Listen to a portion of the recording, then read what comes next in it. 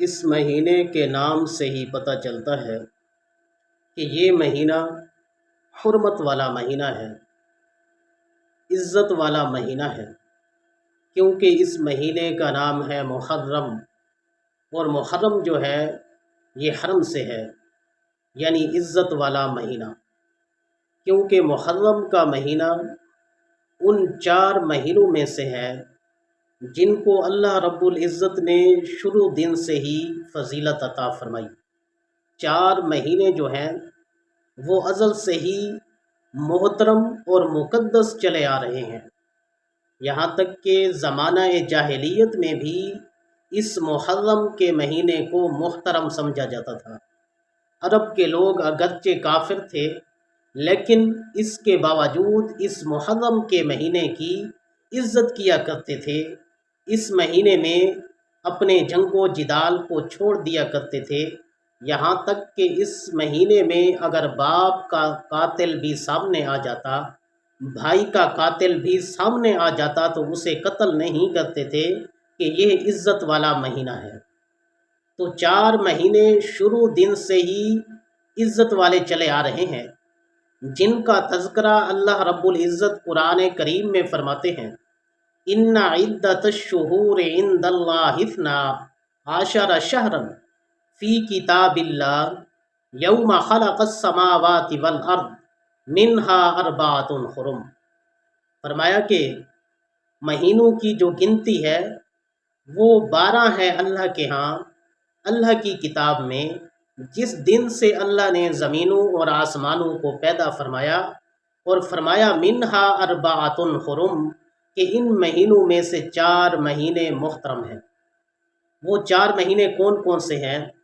ذوالقعدہ، ذوالحجہ، محرم اور رجب کا مہینہ۔ تو یہ محرم کا مہینہ ان 4 مقدس مہینوں میں سے ہے جن کو اللہ رب العزت نے ازل سے ہی فضیلت اور افضلیت عطا فرمائی۔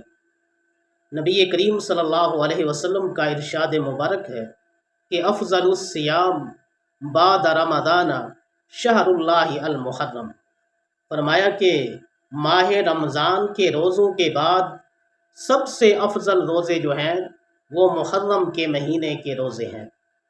ایک مرتبہ حضرت علی رضی اللہ تعالی عنہ سے پوچھا گیا کہ اے علی، ہم ماہ رمضان کے بعد کس مہینے میں زیادہ روزے رکھیں؟ تو حضرت علی رضی اللہ تعالی عنہ نے فرمایا کہ میں ایک مرتبہ اللہ کے پاک پیغمبر کی خدمت میں حاضر تھا، اور ایک آدمی نے یہی سوال کیا جو آپ مجھ سے کر رہے ہیں۔ تو ایک آدمی نے یہی سوال نبی کریم صلی اللہ علیہ وسلم سے کیا کہ یا رسول اللہ صلی اللہ علیہ وسلم، ماہ رمضان کے بعد ہم کس مہینے میں زیادہ روزے رکھیں؟ تو اللہ کے پاک پیغمبر نے جواب دیا تھا کہ ماہ رمضان کے بعد اگر تم روزے رکھنا چاہتے ہو تو پھر تم محرم کے مہینے میں روزے رکھا کرو۔ نبی کریم صلی اللہ علیہ وسلم جب مکہ المکرمہ سے مدینہ المنورہ ہجرت فرما کر گئے تو وہاں دیکھا کہ یہودیوں نے روزہ رکھا ہوا ہے۔ تو اللہ کے پاک پیغمبر نے پوچھا کہ تم نے کس وجہ سے روزہ رکھا ہے؟ تو وہ یہودی جواب دیتے ہیں کہ آج 10 محرم ہے، اور اس دن اللہ رب العزت نے ہمارے آباء و اجداد بنی اسرائیل کو قوم فرعون سے نجات عطا فرمائی تھی۔ ہمارے پیغمبر حضرت موسیٰ علیہ السلام کو قوم فرعون سے نجات عطا فرمائی تھی۔ تو ہم شکرانے کے طور پر 10 محرم الحرام کا روزہ رکھتے ہیں۔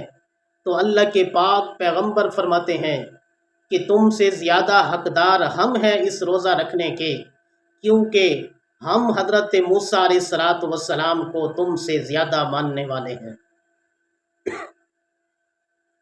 کیونکہ یہودی حضرت موسیٰ علیہ السلام کو اپنی مرضی کے مطابق مانتے ہیں، اپنی خواہش کے مطابق مانتے ہیں، مگر ہم حضرت موسیٰ علیہ السلام کو ان کی مرضی، ان کی خواہش کے مطابق مانتے ہیں۔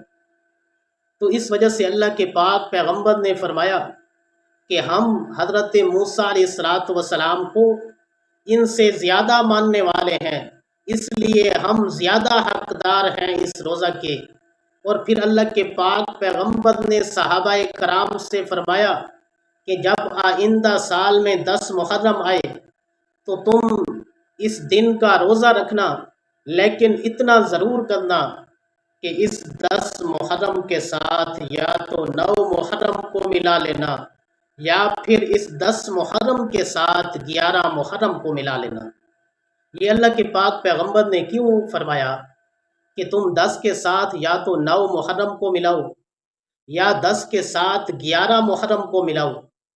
اس کی وجہ یہ ہے کہ اللہ کے پاک پیغمبر چاہتے تھے کہ یہودیوں سے مشابہت نہ ہو، کیونکہ اللہ کے پاک پیغمبر کا فرمان ہے من تشبہ بقوم فہو منہم، کہ جس نے جس قوم کی مشابہت اختیار کی، کل قیامت کے دن اس کا حشر اسی قوم کے ساتھ ہوگا۔